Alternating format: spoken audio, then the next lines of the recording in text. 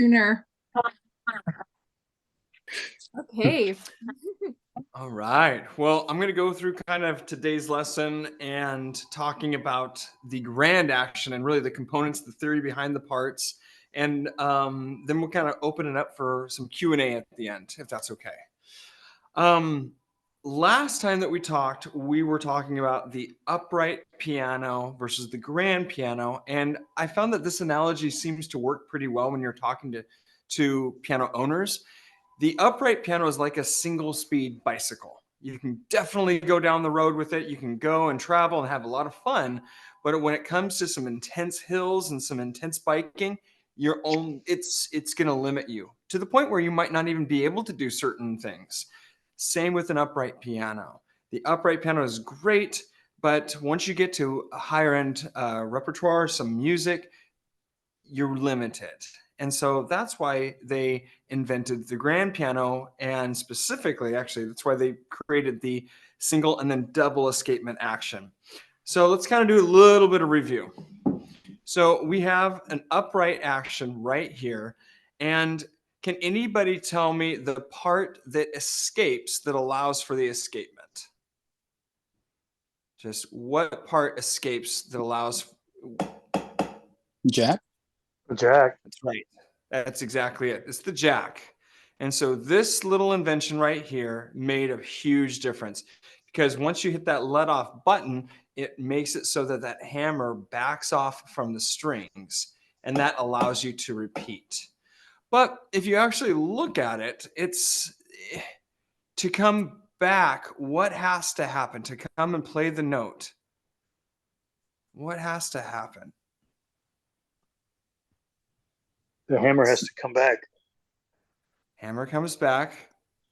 Let go of the key. You have to let go of the key. And specifically what has to happen is that jack needs to go back under that that basically kind of like that knuckle part of the butt right there. It needs to go reset itself back underneath. And the only way to do that is to come up all the way. Now, in theory, we can do a little bit of repetition, but what happens is it gets tripped out and it doesn't repeat itself. So they decided to create the double escapement action. And so in here, you still have a jack. And it looks very similar to the other jack, and it's right there. And so with this, what we have is the ability, so it trips out, but it's able to repeat instantaneously. Question is, why? Can anybody give me the reason why that is possible in a grand action?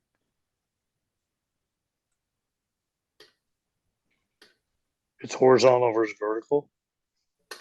Yeah, there's some design element that, allows the gravity, but there's actually one specific element. The Go ahead. lever and spring.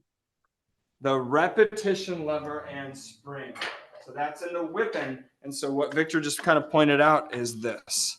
You have this repetition lever right here that is constantly lifting the hammer just ever so slightly so that this jack can reset itself instantaneously all the time.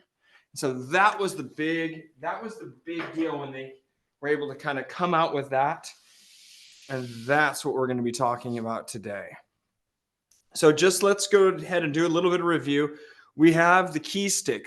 Key sticks are primarily made out of hardwood or softwood. Softwood. Softwood. Yep, that's right. Softwood, primarily made of softwood, usually a sugar pine. A lot of times we're going to have several leads in it. Of course, we have the balance rail hole, front rail, balance rail key bushings. Then we have a capstan. What is this felt right here called? Is that related to the damper stuff? It is. It is related to the damper stuff. The damper rail? Nope.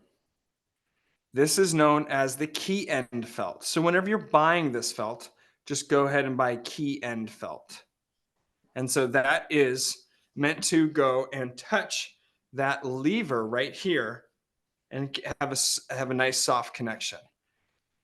I've used Bellyman felt and then key end felt kind of for the same thing. I actually like the key end felt from, Chef, because it's a little bit spongier and you don't get some of that like intense kind of, it's not really a click, but it can be more of a thump. And then of course we have the capstan. Now we talked a little bit about Wessel, Knuckle, and Gross last time. So Wessel, Knuckle, and Gross actually came out with kind of this, I don't know, it's like a graphite. I think, Michael, you saw that, if I'm not mistaken, at one of your things, but it's a capstan that, never wears. It's super lightweight. And so you'll see that with like the Mason Hamlin's. I think it's a black color. But typically these capstans are either brass, nickel, or now more and more it's becoming this other color. Let's talk about the whippen, because the reality is when I first kind of started working on grand pianos, and keep in mind, I was working on mostly uprights for like the first couple years of my career. And so in the rebuilding shop, this whole assembly really kind of freaked me out, because there's multiple pressure points, there's multiple moving parts, and things have to be dialed in just right. Excuse me. So I'm gonna go ahead and point to a couple of the different parts and go ahead and name them off as you know them. So this right here is called the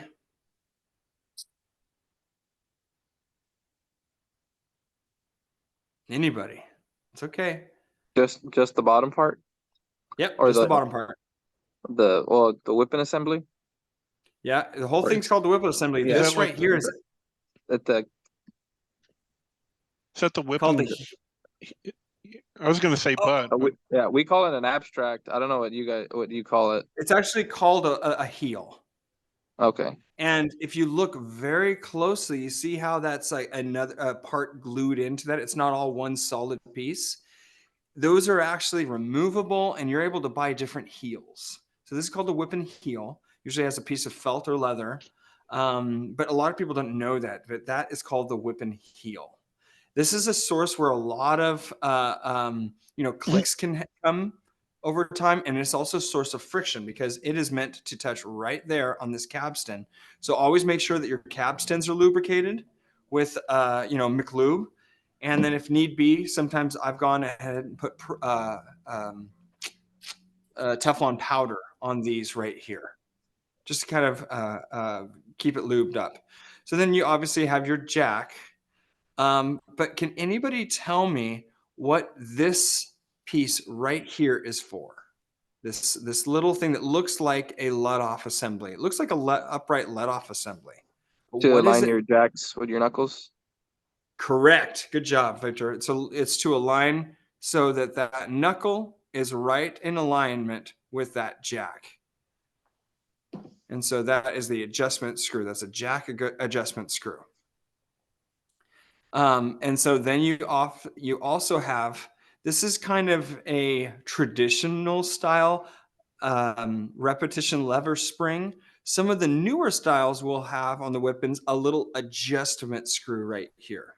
Just so you know, technicians can get lazy with those screws. This is, they'll back it all the way down or all the way up in order to try to get it to be correct.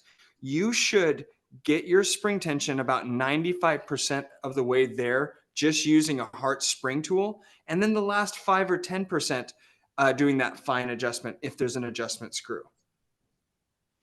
Another thing to keep in mind when regulating the whippen, repetition spring is the type of bend that you do.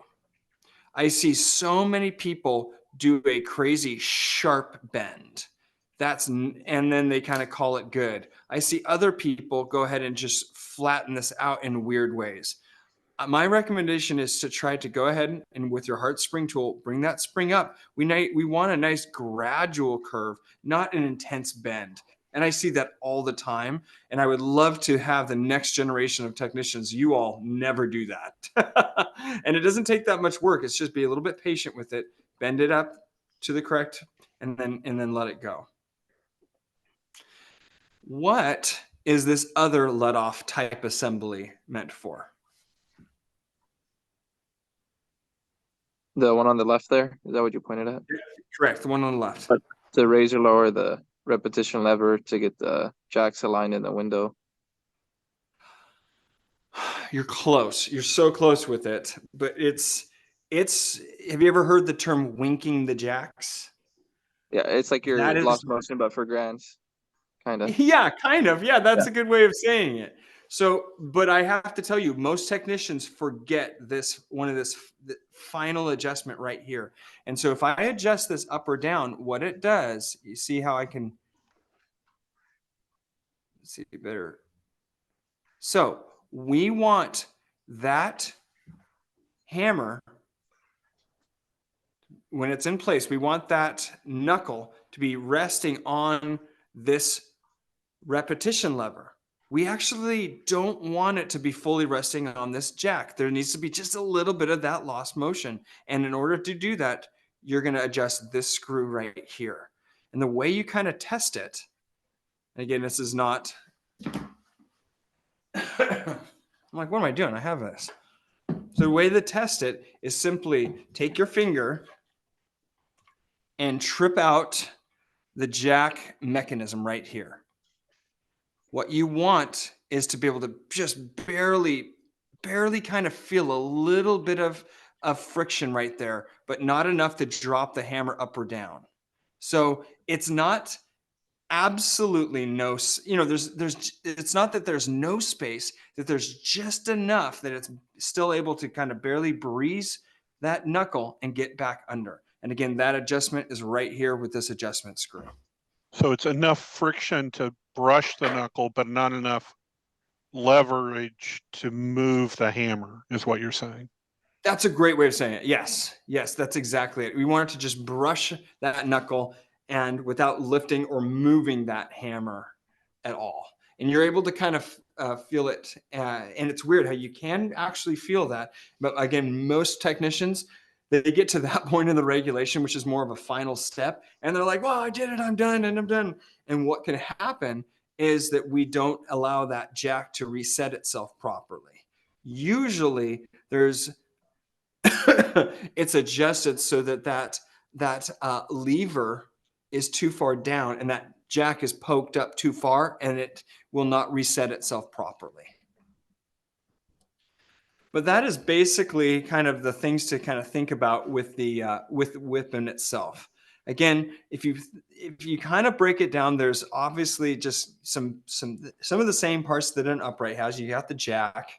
And once you kind of think about these two adjustments right here, then there's only really one adjustment left, and that is, and actually that's not even on here. We'll move to the hammer assembly. And I was gonna say our drop adjustment. So I already gave you kind of one of the things, but this is gonna be different than your upright hammer in that it's not attached to kind of a butt assembly, but it does have the knuckle right here. It's got the flange, and on the very top right there, we also have this drop screw. This is another one, y'all, that people forget to adjust. And so they'll get up to let off. It'll go all the way up to let off and then not drop down because that drop screw isn't adjusted. That happens time and time again. And we'll all follow technicians all the time where they're like, yeah, I wasn't able to get let off. And we're like, okay, well, you didn't back this screw down enough to let that hammer drop down. So that is the drop screw. Again, we talked about this last week that typically we're going to see, like a hornbeam maple moldings or mahogany moldings. We're starting to see some bamboo. Typically the shanks are going to be made of maple. Same with usually all the whippen assembly as well. One of the things that I'm going to show you in a fairly, probably not too far, is when we have flat knuckles. Players really feel that. They really feel this kind of chunky aftertouch. It feels like they're dropping off a ledge in the final movements of the keys. And that's because when these knuckles are too flat, that jack doesn't nicely come out of place. It kind of just scoots around and then drops.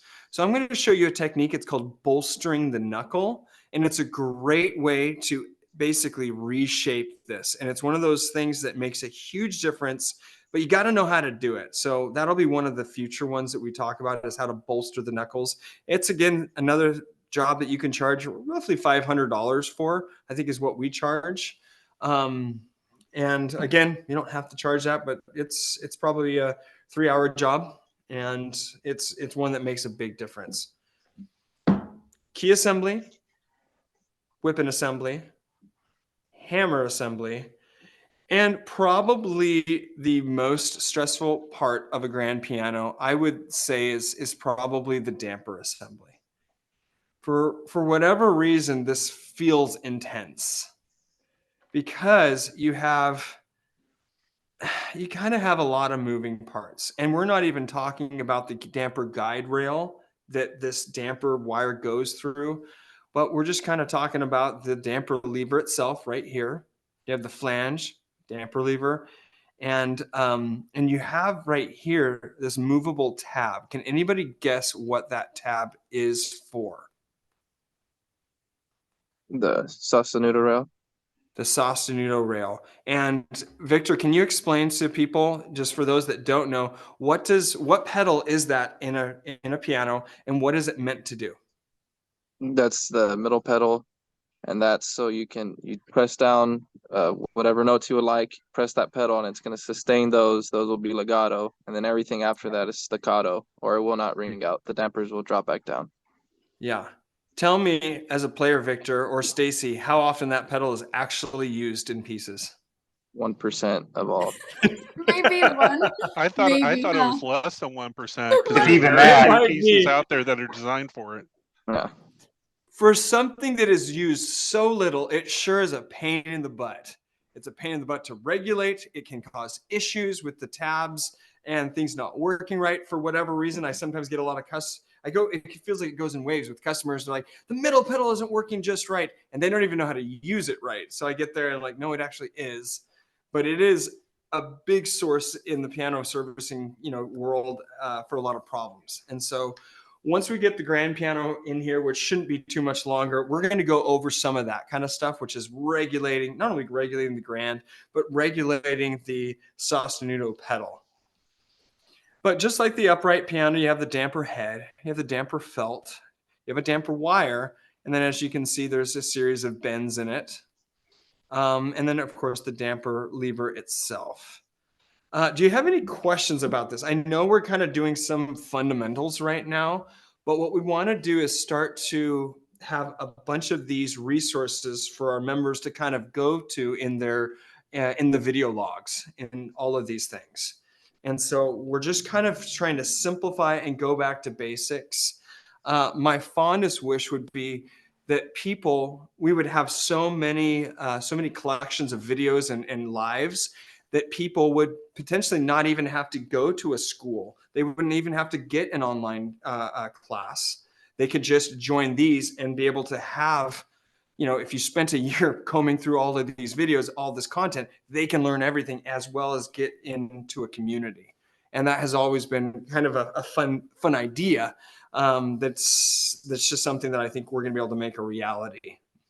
And so, but we are going over to some of these fundamentals. We're going to be doing in the next couple of weeks, probably some more tool fundamentals. What 12 tools you do need in your bag and what each one of them do on an action, just so that you can see it. Because a lot of times people forget, oh, wait, I thought that this tool did this. No, it does this.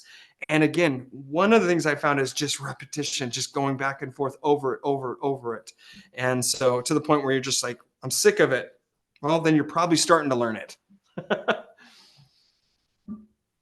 Yeah, Hey, I have Mark, a had a good- comment. Oh, go ahead. You I'm go sorry, ahead. Stacey. And I'll read. Oh, Go ahead, okay. Victor. It's just a small comment that I was working with somebody and they were confused that the capstan and a grand and an upright are not the same. They don't serve the same purpose. And somebody was getting confused that I was working with. They thought that it did the same, but capstans are different in both, and so they serve different purposes.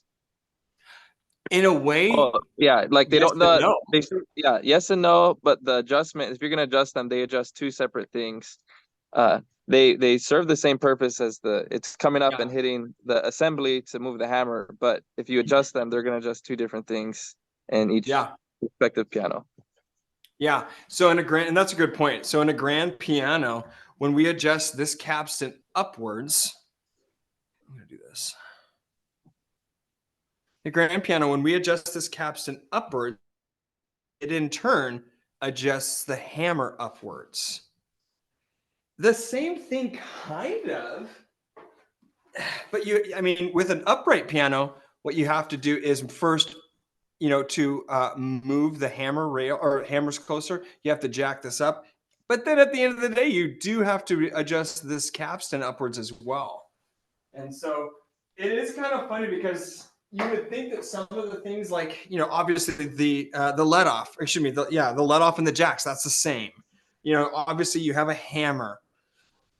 You do have a back check, just like an upright has a back check.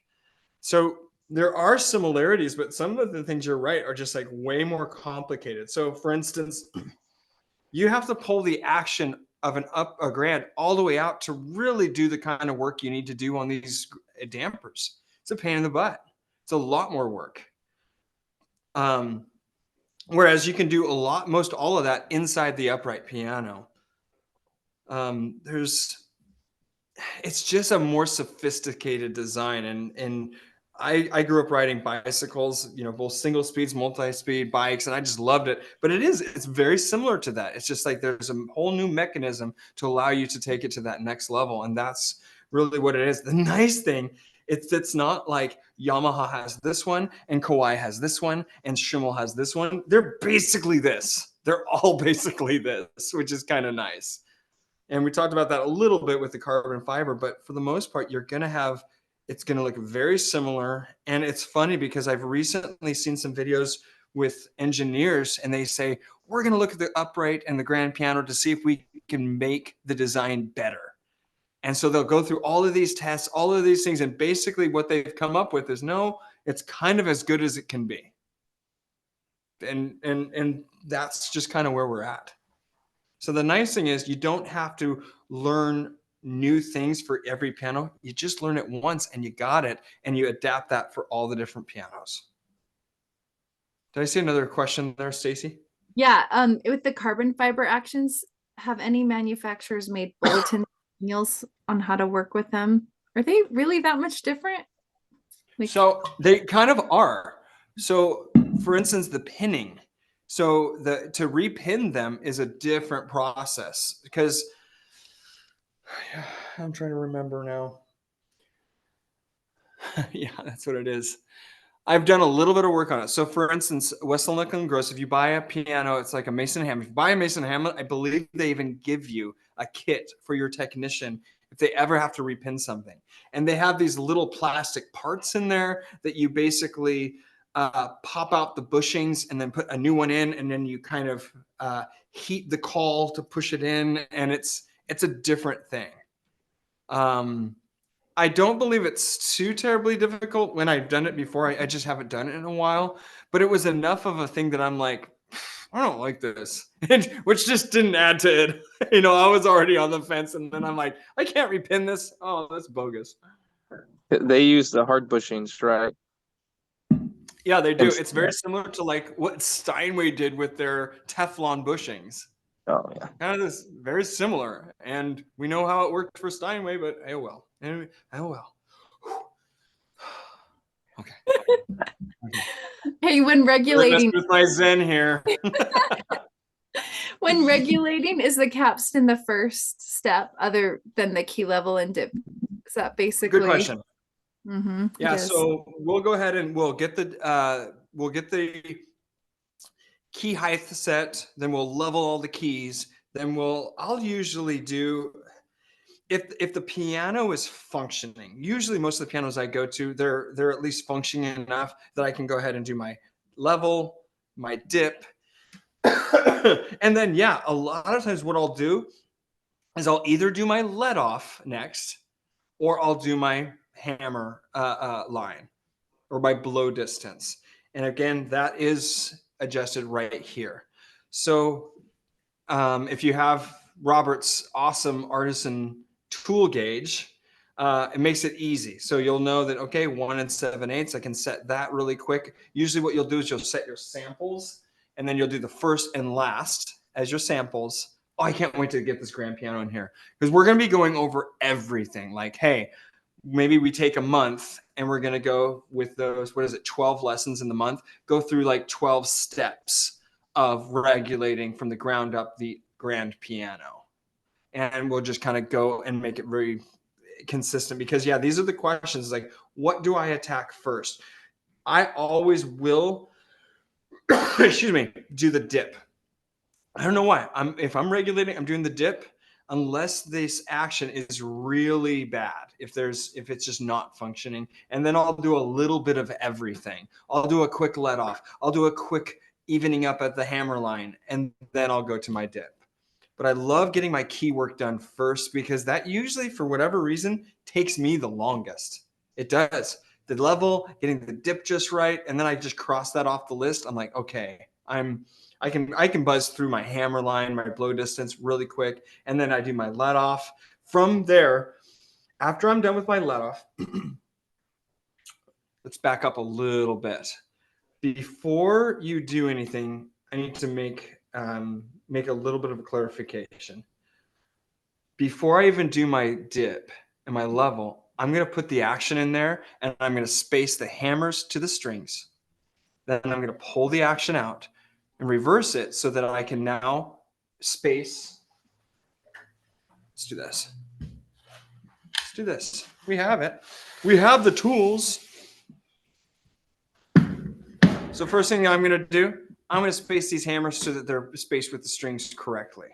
Next thing I'm going to do is pull the action out. Usually I'll set it on the key bed in front of me with the stack on, and I'll start, and I'll go ahead and space my whippens to and my back checks to those hammers. I'll space the whippens to the knuckles, and I'll space those back checks to the hammers. Then I know that for the most part, all of my spacing is done.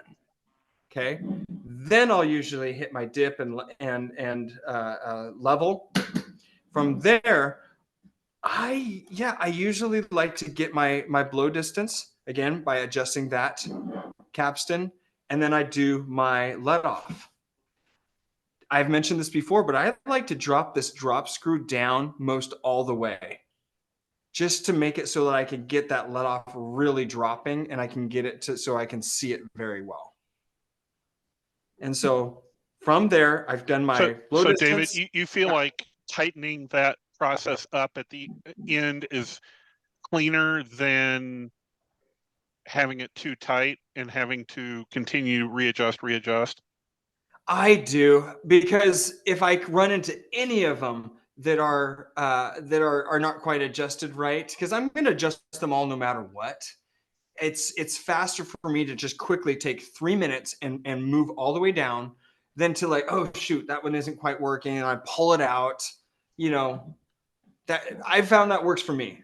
So it's almost like when you're key bushings, doing key bushings, you do, assembly lines. So you're essentially doing the same thing. You're trying to use the same tool over and over and over to speed up the overall process. 100%, Michael. That's exactly it. I'm going in blocks. I'm going ahead and doing all of this, then all of this, and yeah, just lowering those drop screws allows me to make sure that I get a good let off and it drops. So after I'm done doing my let off, I'll typically do my back checking. I'll get that lined up. Then I'll go back through and I'll do my drop, make sure it's dropping 1/8 of an inch below let off. I usually do that on my lap, just adjusting. And then I'm going through and I'm doing my repetition springs. And then finally, I'm checking everything, and then I'm just going to wink my jacks. And then rinse and repeat. I'll look over everything and see if I need to do anything over again. see if anything's adjusted, because when you adjust those like repetition springs, if that might change your that might change your hammer line a little bit. By the way, I forgot one thing in the spacing and aligning. When I was mentioning aligning the hammers to the strings and then the whippens to the hammers, then the back checks to the tails. There's one more alignment that needs to be done. Can anybody remember? It's a critical one. Can you run through them again? Yep. Hammer, I've spaced my hammers to the strings. Boom, check. I've spaced my whippens to the hammers. Check. I spaced my back checks to the tails of the hammers. Check. There's one more spacing, aligning that I need to do. And it's one that everybody misses. I literally just missed it in telling you all. Damper? Nope. It's this right here. You already said back check. The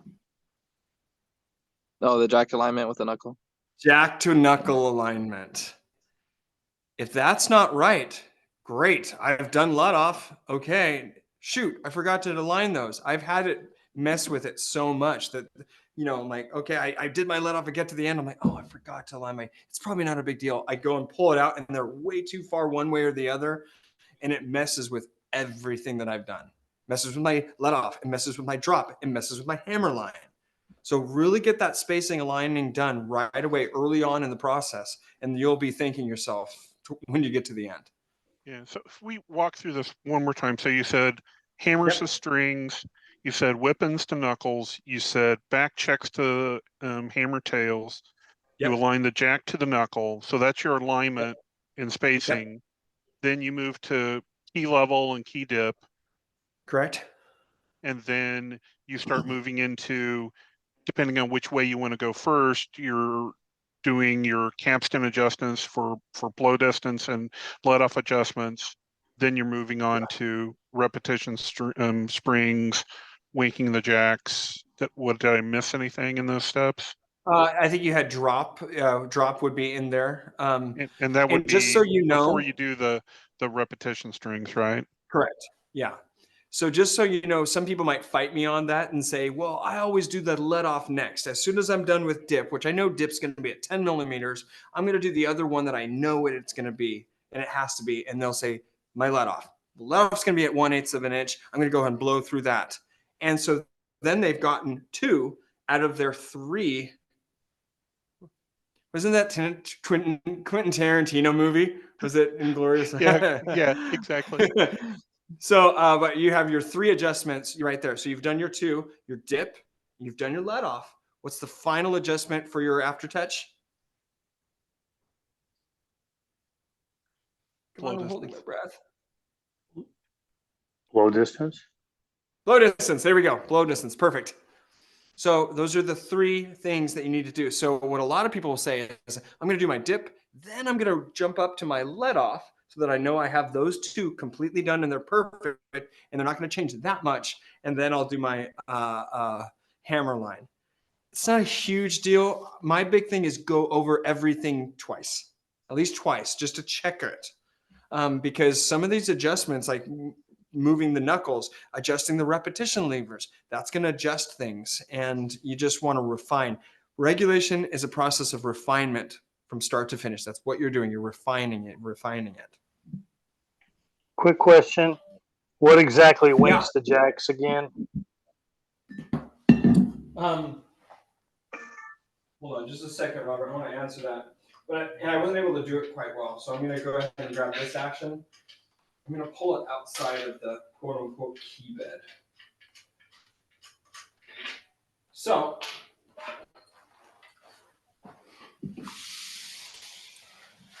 it's your action right here. You can't see me, you see my face. So underneath here, you're going to see the let off, the jacks right here next to the let off buttons. So what you're going to do is simply go through with your finger, see if I can get a good angle, and just go like that. And you see,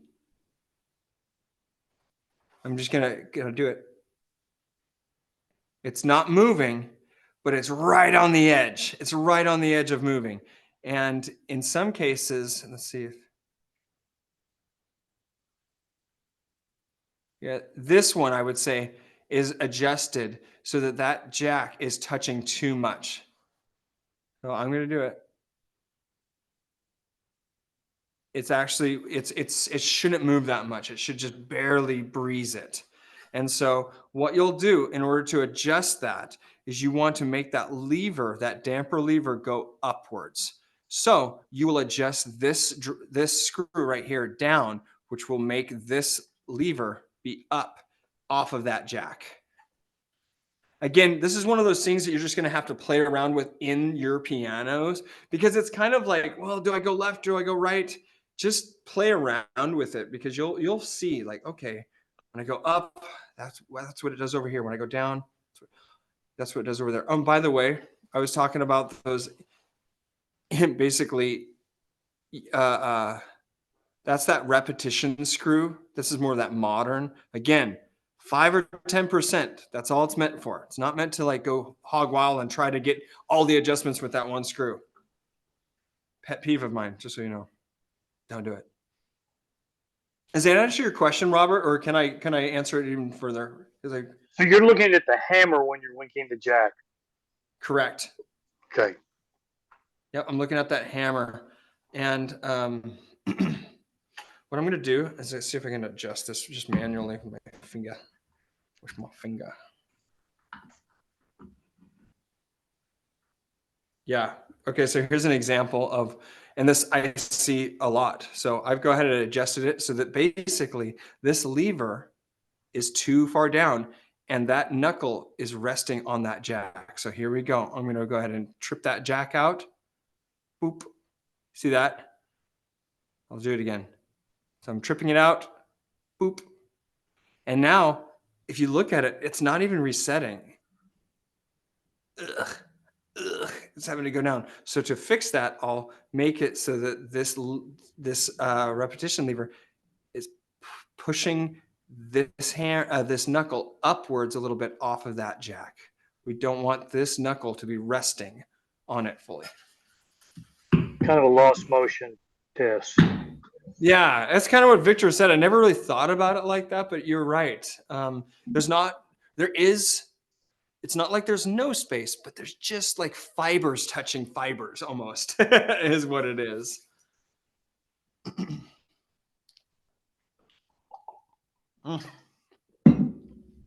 Grand pianos, man. Crazy. It's kind of fun that we're working on sending people to Mars, and we're still working on this kind of stuff too. This is kind of fun. What a world. David, what kind of let off racks do y'all like to use? Do you like to use the older style wooden ones, or like the Jarvis metal ones, or like a Grand Works? You even have to ask which let off rack do you think that I use? Probably a Grand Works with the whole setup. Oh wow, no, that's not me.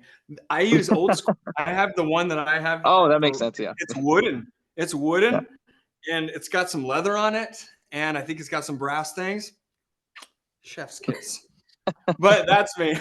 But the Grand Works one, all those ones, they work great. I'm actually a big fan of all those. The only thing that I've noticed is that people sometimes will spend a lot of money on getting this bench set up that they can do all this let off and pre-regulate or bench regulate their actions. And then they slide them in and they're like, it didn't transfer over. That happens so much. And so I know there's things that you can do where you kind of set your samples in the piano, in the piano's key bed, and get everything dialed in there, and then it transfers over and you adjust little screws upwards. I'm just as fast, just quickly kind of doing it in the home is what I found. And I hate going back over my work. I just hate that. So I'll do a very basic, here's what some of the things I'll do on the bench. Simple things like that will save me time. This is a big one. I will go through and do my repetition levers. So because whether I'm in the piano or not, whether I'm on the bench, that will stay the same. That's that how I usually, I don't know why I'm just going to start using some of the terms that I use here at Artisan and I teach, because that's just how we're going to do it. I call it too spicy. It's too spicy. That's what I've always said. I'm like, this is too spicy right now. It's like, so I'll make it less spicy, and I'll do that at the office or at the shop. Stacy's laughing like, oh brother, it's too spicy. A little spice. So I'll do that in the in the shop. I'll lubricate the pins. I'll lubricate the knuckles, make sure everything's working. But for the most part, I'm doing most all the regulation in the piano or at the piano. And I'll go from doing my measurements and my samples right there in the piano. And then I'll bring the action out, put it on my lap, and then do the rest of them. Usually I'm able to see what I'm doing. So I'm usually able to see what I'm doing. So I will go ahead and like raise the hammer line and do it in the piano inside, and I can get a nice even line. But again, that's just how I've done it. Some people will be like, well, you can't get it that consistency. I've never had anybody complain. So what was that picture of, Stacey? I was like ready to start sharing. No. So tell us about this. Oh, I have a 1925 Hammond upright, one that I got free just to work on, and it claims its action is double repeating. I look at the action, I can't tell the difference between that and another upright, though. I haven't seen what the patented special action is. Maybe I'll take a picture of it from the side and send it to you. Oh, that's great. Yeah, I'd like to see a picture of it. And I think that actually brings up another point. You guys were asking last time, what is Steinway's accelerated action? Is that right? You guys ready for this? I'm going to go get a pen and paper because I have to draw it. They sold a lot of pianos with their accelerated action. Have you heard of Lighthammer? A guy in Mukilteo that makes redoes that in pianos. Say that again. There's a guy in Mukilteo that redoes the action in pianos called Lighthammer, and he takes like state-of-the-art, top-of-the-line Steinways and Chickareens and everything, and makes everything feeling light by redoing the weights in the piano. Okay. Yeah, there's also some people, and I think I don't remember what manufacturers, but they do like magnets to kind of have offset weight. So, I've seen the magnet stuff in some of the higher end uprights for repetition, faster repetition. Yep. And it actually, no, I can feel a difference actually. I don't know. Pretty cool. I love drawing. All right, so here is what you typically see. You have this is the balance rail, and typically you have a balance rail pin, and underneath that pin are balance rail punchings. That's typically what they look like, right? They're kind of this flat felt. So just kind of as a point of reference, that is what you see. Can you see that okay? You have the pin, and then you have this flat felt. Steinway invented the accelerated action, and that is this. This is a wooden dowel that has been sliced in half roughly. It's like a half mound with a piece of felt over it. And it has a hole and it drops down into place. And the theory behind that I believe has since been disproven, is that once the key is on there, it makes it so it can move quicker back and forth. That's the concept of it. Brilliant salesmanship on the part of Steinway. Whether it's backed up by science is yet to be seen. In fact, I believe that the newer Steinways, I could be wrong, no longer have the quote unquote accelerated action. And it's basically like move front to back, or say it again. No, that's it. Instead of having a instead of having a felt punching that's just like this, it's got a felt punching on a mound that's glued down. Yeah. But you're saying that they thought it would make the key move faster? They thought that it would change the geometry enough so that it rocked a different way. The theory is that it's treating it like a teeter-totter that's on a pipe versus a teeter-totter that's on a square board. Yeah, on a flat surface. And it's in theory going to create a smoother rolling motion of the key over that friction point. But to David's point, it probably doesn't make a bit of difference because it's still a fat wooden key that got to go over a point anyway, so it probably doesn't make a difference. I'll tell you one thing, they be a pain in the butt when you're doing your leveling, because if you mix it up at all, so you have to literally take your tweezers, pull that mound up, set it aside in the exact way it was, or else if you reverse it, it's going to be worse. And so it has to pull up the same way and drop the same way. And that is a pain. No bueno. Yeah, there you go. Get some accelerated mounds on there. No. How would you clean these? Man, those are rusty. Well, make sure you're up on your tetanus shot first. Kidding. This is from Justin. One where you'd have to replace those pins more than likely. So if you look at it, if you look more towards where they're gonna touch the key bushings, towards the top, they're actually a little cleaner right there. You see that? Yeah. And that's fairly typical, is you'll see some rust and things on the part that are not being touched. And so those, I would actually be able to say, just with some Brasso or that Flitz, you might be able to clean that up. I would use a 4/0 steel wool. That's 4 zeros. That's the finest of the steel wool. Make sure to clean them really good when you're done. Wear a mask when you're cleaning that. Yeah, wear a mask when you're cleaning that. But that I would think that would be able to get them clean enough. Again, because I'm looking at the tops of them or more where they're at, and I think that they'd be able to get clean, because especially those two on the right, you can kind of see.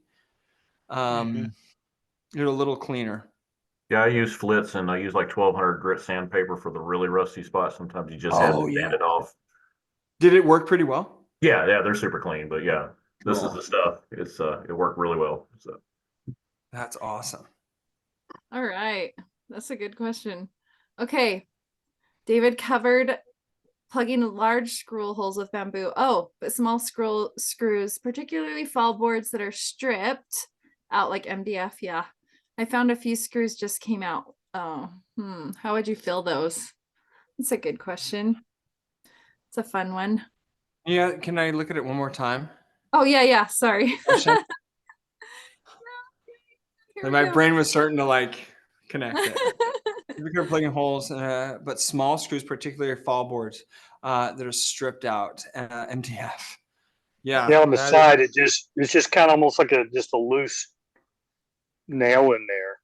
Yeah. So do you I've put any wood filler or anything like that? I've just done, honestly, I've not had good success with wood filler. I know that wood filler has not only wood particles and glue is basically what wood filler is. I've just found that just using small Q-tips, not Q-tips, toothpicks, various different sizes of toothpicks, and then just Tight Bond 1 original, it just seems to work the best. Kind of like a mini shim. Exactly. Just a mini shim.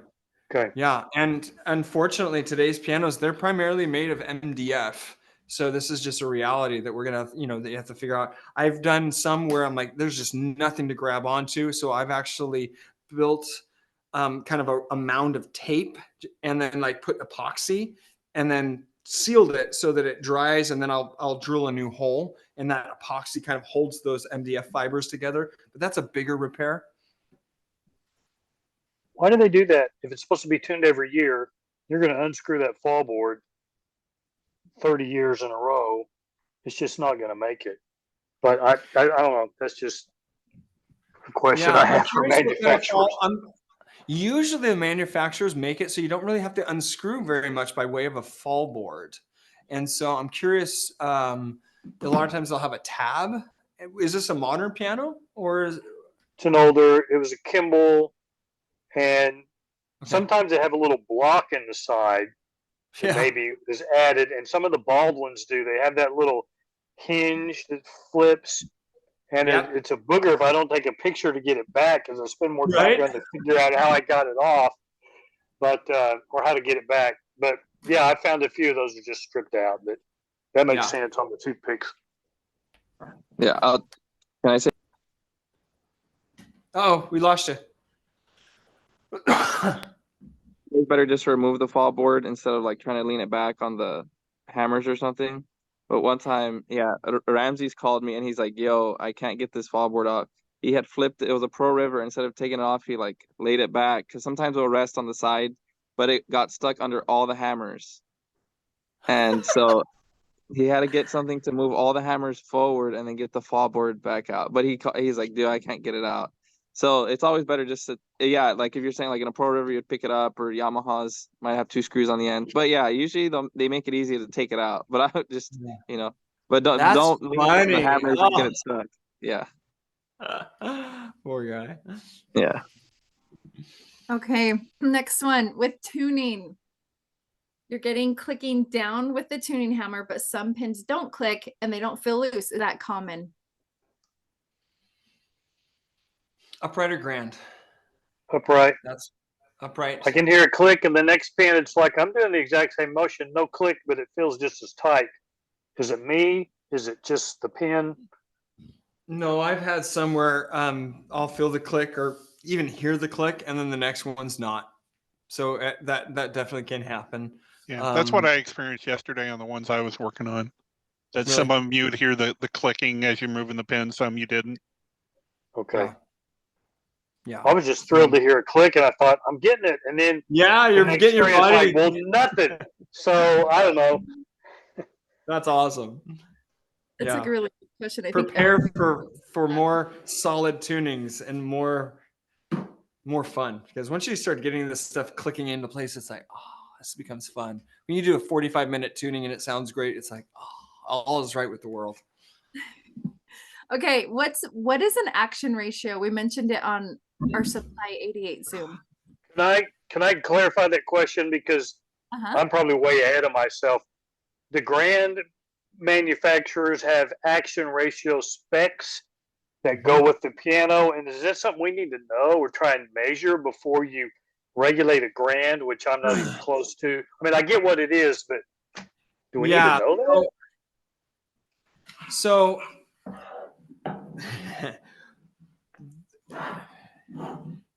in answer to your question, no, but I'm going to show you. I'm going to tell you. So when it comes to the grand action or upright action, you have you have certain measurements. You have where the capstan is, to where the key is, to where the balance rail is, to where the bird's eye is, to where these other bird's eyes are, and they're all meant to be at certain ratios to give the player just the right feel. And so when we adjust these things, sometimes we're going through, especially when we're rebuilding pianos and doing stuff like this. We're like, you know what? The action ratio is this, it's not working right. We're going to replace this heel, or we're going to move this capstan, or we're going to make it so that this, we use a longer shank to where that pivot point is over here. From your day-to-day, Robert, you will never have to kind of consider this stuff. This is kind of the things that rebuilders will just absolutely geek out over. The only measurements that I've ever had to kind of keep into mind is when a piano has a soft or quiet system. That is like a Yamaha upright piano that has a quiet feature that they recommend having a let off a little bit further or closer away. Some of that kind of stuff you'll mess with, but for the most part, you don't really have to think of that unless you're getting a customer that's saying, hey, this just feels wrong. And you're like, well, you're right that the touch weight is off. I can repin it. I can remove the friction. I can do key weight, but they may just want to have it rebuilt, and having a rebuilder to kind of reevaluate and do the action is usually my recommendation. That's kind of that upper, I would say the top tier echelon of what you can do in the piano industry is that action redesign geometry. Same with soundboard building. It's kind of along that line. Okay, I'll put that one on the back burner for like the rest of my life. Maybe that's a couple. That's some future live events for years and years to come. Good. So I've seen videos of like people rebuilding the whole action with the WNG parts, and usually they'll put new capstans. But is that because then the whole whippen assembly is changing? So then they have to change the capstan where it's placed as well? Then maybe. I think they just kind of like, everything else is black. I want to see black too. Usually when I see them replace it, they'll fill in the capstan holes with epoxy, and then they'll move the capstans further back or something. Yeah, I never knew what that was. You got to have your shoes match the dress, don't you, David? Yeah, that's right. No, but usually if that's the case, if they plug the holes and they reset them, that's definitely a geometry issue that they wanted to achieve. And it's just think of a teeter totter. It's the best way of saying, wherever that weight is going to be, it's going to give you a different effect, different feel. And some people will say, I want this, and I've had to do this. I want this to play a lot heavier. So I'll move that capstan back further towards the tail, because that'll increase that weight, that touch weight. Yeah. Well, talking about one last thing about WNG, their older stuff in the early 1900s, I'm sure you've seen they had the system, so there's no lost motion when using the left pedal in uprights. I've been wanting to come across one of those. Yep. Yeah. So we worked on one, and our mentor didn't know what it was. Well, really? Yeah, he had never seen it. He's like, I need you to take a look at this. He's like, I've never seen this. And as soon as I saw it, I was like, man, I've been wanting to see one of these. And it pulls all the whippens up. So basically, exactly. So what it does is when you do that far left pedal, the soft pedal, it makes it so that there's no lost motion. It pulls everything up together. It's a pretty cool system, and it worked really well. Again, Wessel, Nickel, and Gross, at the time that they were really doing all those actions, that was like the golden era of pianos, and you had so many pianos trying to distinguish themselves, and the Wessel, Nickel, and Gross actions were that top tier action builder of the time.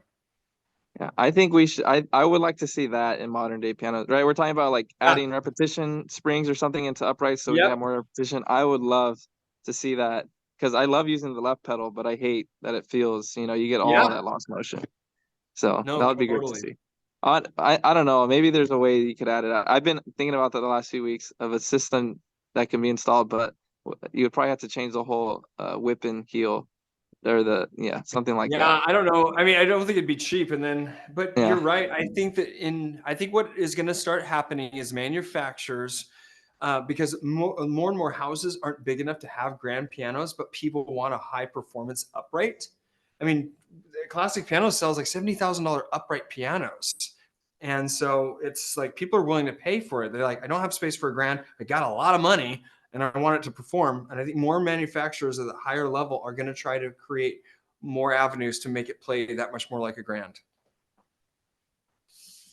Okay, another question. If you replace a string on a piano, what's the average time for the tuning maturity, for the tuning to set? Oh, and you can take out the temporary mute. I will go ahead and use something like a tool that has like a rubber handle, and I'm like pushing that string for 10 minutes, just kind of stretching it, pushing it down, stretching it, pushing it down, stretching it. So I'm pretty aggressive with that. Some people are not as aggressive. So I find that I'm able to get a lot of that stretch out in that first initial setup of it. And then in 6 months, when I come back, test it up or tune it up, and then it's usually pretty good, I found. Yeah, I press down using a voicing tool. But would it be better to use something rubber like you're saying? I would. I just I A don't voicing want block. there. I'm sorry. A voicing block. Oh, voicing block. Yeah. Yeah. I was like, what do you mean a voicing tool? Like a needle tool? I'm sorry. Yeah. No. Yeah. Yeah, I would get something. I mean, even if you were to get like a hammer, a felted hammer and just kind of push down on that, that would be fine. How about And using like a hard wooden dowel that has a notch in it, something like that to use? you just want to create any creases in it. Yeah. Are you That would be the pressing? only I'm sorry. Are you pressing throughout the whole length of the string, or are you doing like certain spots, like closer to the A graph, closer to the bridge pin, or are you doing like the whole length of the string? I'm actually usually doing it towards where the hammer's hitting it. Oh, okay. So That that's makes just me. sense. But you can do the whole Top to string. bottom, going top to bottom, or does it matter? Yeah, top to bottom, pressing it down. Okay. Yep. Yep, exactly. Okay. Yeah, and then I'll test it out. Be like, okay, I'm gonna put it 10 cents, 15 cents sharp, and then I'm gonna push it down and like, wow, now I'm 20 cents. And I'll do that a couple times to where when I press it down, it's not going down very much. Sweet, look at this. Key bushings, yay. Okay. Is this Andy? Yes. Yeah. Looks so Nice. good. Do I also assume the same thickness of the felt? Let's see. Wait, they seem to be a little narrow. I answered my own question there, so I'm good on Did that you? one. Oh, Hey, how's it you look good, going? Andy. You already did. I know. I was like, wait, you did. Yeah, that was from 2-3 weeks ago, so yeah, I've got that one Yeah. covered. I think yeah. Here's okay. Oh, I wanted to show off Michael's like new inheritance of Oh, look at that. Is Look that how gonna live in your car, Michael? Wow. No, this won't be in the car. This is going to be for spares and stuff. But one of the technicians in Indianapolis, he had a stroke, and so he's getting out of the main business, and so he was selling off a lot of stuff. So I got like 4 boxes of damper felts, and I got these 4 sets of miscellaneous supplies, and you can see the labels there between dampers and stickers and felt. Do you And mind, Michael? How much did you pay for it all? this was just the boxes of the stuff, plus I got some tools on top of it. So I got, the you can see the key easing pliers, the ones that flip either side that you talked about. I got one of those. I got a pin vise, a couple of tools that go into the damper wire stuff, and some tweezers and a multimeter. Ivories. I got a box of ivories from the guy. Wow. By the way, whatever you bought, you didn't buy the ivories. He gave you that separately. That's cool. Exactly. Yeah. Got the ivories on top of it. But yeah, I gave him $250 for everything. Yeah. Wow. Love yeah, it. and you're set up. You're set up for your career, brother. I got pretty much everything I need as far as miscellaneous supplies now. So. Wow. Yeah. Oh, and that's good to have those things. Oh, look at this middle pedal. Yeah, that's cool. Those are the pivoting ones. Yeah, I can't tighten that nut. There's nothing that fits down that pedal blocks it. So if you have any suggestions, I put some felt on either side of the pedal so it wouldn't wobble. But you can tell it's different than the other 2 pedals. So Robert, does this particular piano have a practice rail? Yeah, that is the practice rail. It's a Young Chang. Yeah. It's meant to go down and then pivot to the left. Yes. Yeah. I've had some amount of success, but it might not work. But with like just a little baby ratchet wrench, Yeah, it's just hard to get behind it. I don't know if I'm missing something. Yeah. I've been looking in the garage to find something to rig to get back there, but I don't know if anyone's encountered this. If not, I'll just, it's not terrible, but it wobbles too much for me. Yeah. Okay. Awesome. All right. So Friday, tentatively, we're going to be, we'll see. We're still talking with Andy, who's still working on getting everything set up for y'all. But hopefully Friday morning we'll be able to kind of show you what we've been working on and get you started, and we can have some fun over the weekend with it. So that's Friday morning. We'll see you then. I'm gonna go. I guess one of my next door neighbors is calling me a bunch of times saying, I can't get out. I can't get out. I think she thinks I'm blocking her. That sounds scary. I All right. We'll see you guys Good luck. Friday. Yeah, Friday. Bye, Bye. everyone.